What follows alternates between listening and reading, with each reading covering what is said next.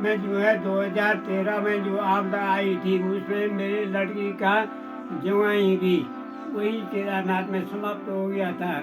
और मेरे जो नाती है छोटे छोटे सारे दुनिया को पता है मैंने किस तरह से पाला पोसा उनको।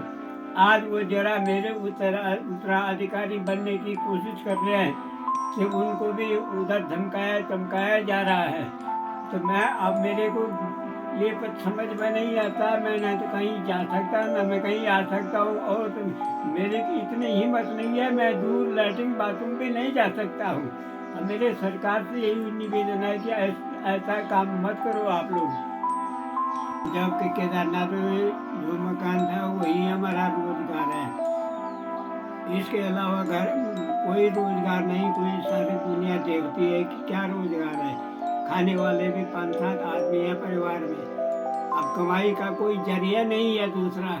अब उस जरिया को भी ये लोग ख़त्म कर रहे हैं। अब मैं कहाँ जाऊँगा, किसके पास जाऊँगा लड़ने को। जिला अधिकारी महोदय से मेरा निवेदन है कि जो हमारी केदारनाथ में ज़मीन थी मकान थी तो उस ज़मीन को सरकारी कर्मचारी लोगों ने मुझे उधीमठ बुलाया है, साथ में और भी थे। लेकिन हमारे 4 कमरे थे, 4 कमरों में से हमको आज 2 कमरे दे रहे हैं। और वो भी वादा विवाद के साथ लोग खड़े हो करके। मेरी हिम्मत तो है नहीं वहाँ केदारनाथ जाने की। आज मैं ना तो मैं आँख देखता हूँ ना मैं कान सुनता हूँ। अब मैं क्या करूँ, मेरे बस की बात कुछ नहीं है। मेरा नाती था केदारनाथ में, ये लोग सब सरकारी कर्मचारी भी धोखा दे रहे हैं। और जो पड़ोस में मकान वाले हैं वो भी हमको धोखा दे रहे हैं। अब मैं कहाँ जाऊँगा।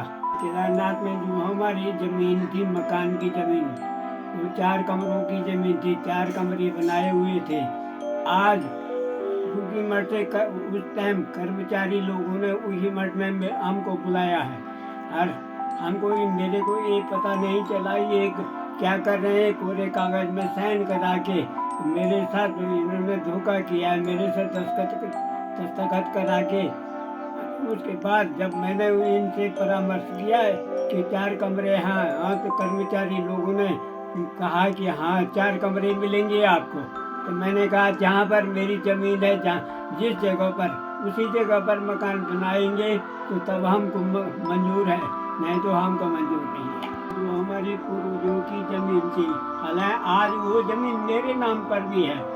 अच्छा, उस ज़मीन में जो कमरे बनाए सरकार ने, उस कमरों में जो 4 कमरे कह करके भी तो आज ये 2 कमरे दे रहे हैं। पास पड़ोस वाले वो 2 कमरे भी मेरे नातियों को नहीं दे रहे हैं। मैं क्या करूं, मैं केदारनाथ नहीं जा सकता हूं, ना मेरे घर से कहीं इधर उधर जाने की हिम्मत नहीं है। अच्छा, मेरा नाती है वो छोटे हैं, लड़की है मेरी, लड़की भी उस लड़के की माँ भी एकदम कमज़ोर है, बूढ़ी है हो गई अब मेरे साथ ही साथ। अब हमारा ना कोई पूछने वाला ना जानने वाला है। अब ये लोग गुंडागर्दी करके हमको फंसा रहे हैं। जहाँ पर हमारी ज़मीन थी वहाँ हमारे लिए कमरा था, तो वहाँ पर मेरे नाती हैं तो एक 22-24 साल का है तो एक 18 साल का है। तो ये मेरी हिम्मत नहीं है, ना मेरी लड़की की कोई किसी की हिम्मत वहाँ जाने की। वहाँ जाने का आजकल साधन भी नहीं है। मैं क्या करूँ, मैं घर से इधर बाहर जाने का भी मेरी हिम्मत नहीं है। यहाँ से 1 किलोमीटर में सड़क है, पर वहाँ भी नहीं जा सकता हूँ मैं। अब मैं क्या करूँ, आपसे मेरा निवेदन है, आप ही निर्णय करना है इस बात का। इन्होंने मेरे साथ कहा कि 4 कमरे मिलेंगे आपको, तो 4 कमरे के नहीं दिए। अब मेरे साथ धोखा हो गया, 4 कमरों के 2 कमरे दे रहे हैं। वो भी पास पड़ोस वाले हमारे साथ लड़ाई कर रहे हैं कि जबकि मेरी तो इतना यादाश्त भी नहीं, 83-84 साल का बूढ़ा हूँ मैं कहीं न जा सकता न आ सकता हूँ। तो मेरे नातियों को छूटा दे करके ये लोग आपस में उनको धमका रहे हैं चमका रहे हैं। इसलिए मैं आप मेरी का